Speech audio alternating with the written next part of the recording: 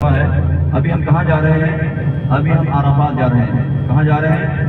عرفات کا میدان وہ میدان ہے جہاں میدان محشر ہوگا، جہاں میدان محشر ہوگا، حساب کتاب ہوگا، سوا نیزے پہ سورج ہوگا، سوا نیزے پہ سورج ہوگا۔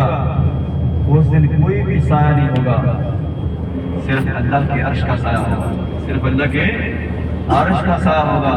اللہ سے دعا کرتے ہیں یا رب العالمین اس دن ہمیں اپنے عرش کا سایہ نصیب کرنا، اور وہ دن ہوگا جس کا اعمال نامہ جس کے دائیں ہاتھ میں ملے گا وہ جنتی ہوگا، اور جس کا اعمال نامہ جس کے سامنے سے ملے گا وہ بھی جنتی ہوگا، اور جس کا اعمال نامہ جس کے بائیں ہاتھ میں ملے گا وہ جہنمی ہوگا، اور جس کا اعمال نامہ جس کے پیچھے سے ملے گا وہ بھی جہنمی ہوگا۔ تو اللہ تعالیٰ سے دعا کرتے ہیں کہ اللہ تعالیٰ اس دن ہمیں ہمارا اعمال نامہ ہمارے دائیں ہاتھ میں اور ہمارے سامنے سے عطا کرے۔ اور یہ میدان عرفات وہ میدان ہے یہاں 9 ذی الحج کو 40 سے 50 لاکھ حجاج کرام ہوتے ہیں۔ کتنے حجاج ہوتے ہیں یہاں پہ؟ 40 سے 50 لاکھ حجاج کرام ہوتے ہیں میدان عرفات کے اندر 9 ذی الحج کو۔ اور 9 ذی الحج کو یہ عبد الرحمن السلیف جو حرم کے بڑے امام ہیں ان کی رہائش کی رائٹ بدائیں ہاتھ میں، عبد الرحمن السلیف جو حرم کے بڑے امام ہیں ان کی رہائش ہے۔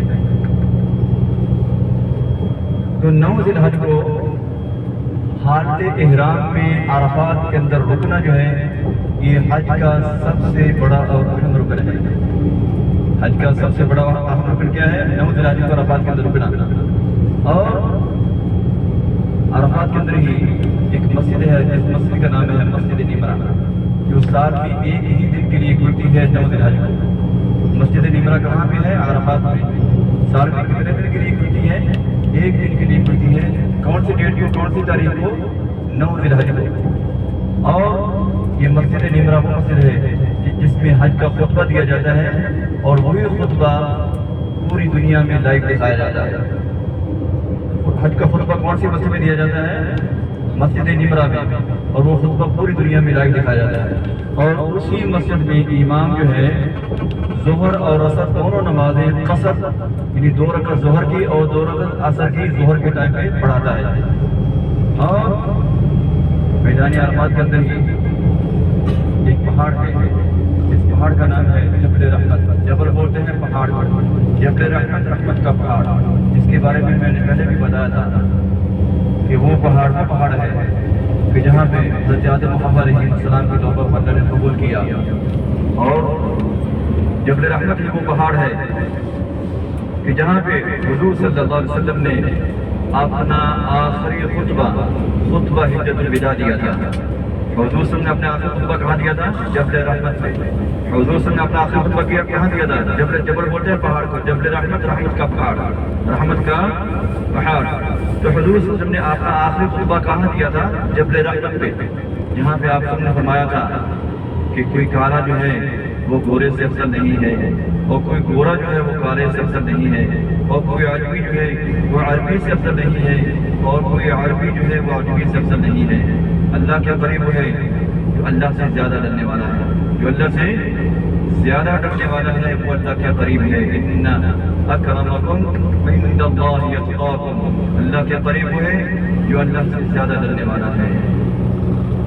اور جبل رحمت ہی وہ پہاڑ ہے جہاں پہ قرآن پاک کی آخری آیت نازل ہوئی تھی۔ قرآن پاک کی آخری آیت کہاں پہ نازل ہوئی تھی؟ جبل رحمت پہ۔ قرآن پاک کی آخری آیت کہاں پہ نازل ہوئی تھی؟ جبل رحمت پہ۔ کون سی آیت تھی وہ؟ 6 سے 12 سورہ المائدہ، پہلا رکوع۔ اليوم اکملت لکم دینکم واتممت علیکم نعمتی لکم دینا۔ اليوم اکملت لکم دینکم واتممت علیکم نعمتی ورضیت لکم الاسلام دینا۔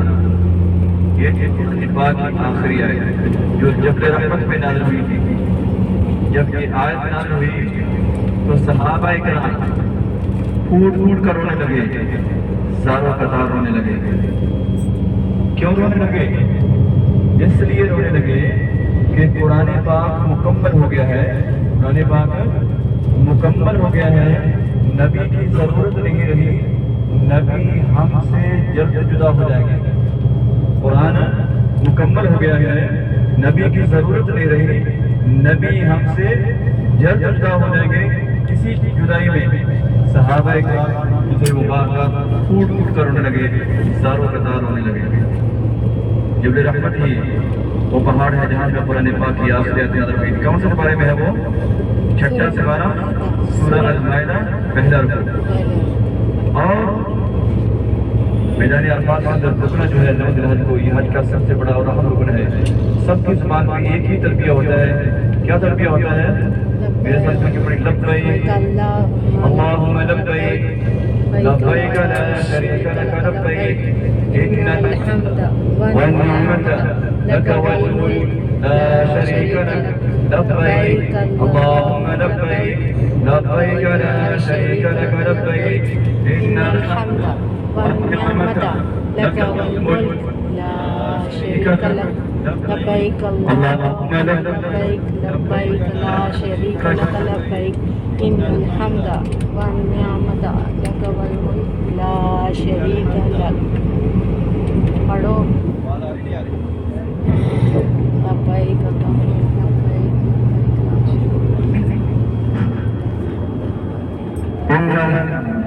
إن الحمد والنعمت لك والملك لا شريك لك۔ تو 9 ذی الحج کو حالت